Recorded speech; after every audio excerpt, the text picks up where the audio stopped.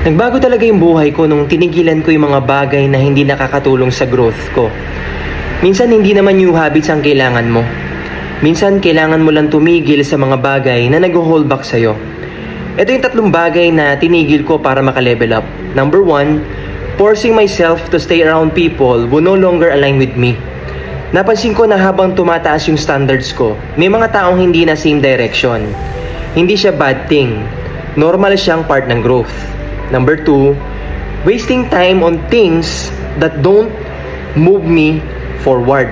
The moment I stop doing that, doon ako nagkaroon ng clarity at energy para sa goals ko. And number 3, waiting for the perfect time. Lahat ng breakthroughs ko nangyari dahil nag-start ako kahit hindi ako ready. Hindi perfect yung simula, pero importante, nagsimula. Sinishare ko to para sa mga naghahanap ng sign to change their life. Hindi siya mabilis, hindi siya madali, pero sobrang worth it kapag consistent ka. And honestly, naging possible lang yung growth ko kasi tama yung platform na pinili ko. For me, dropshipping worked.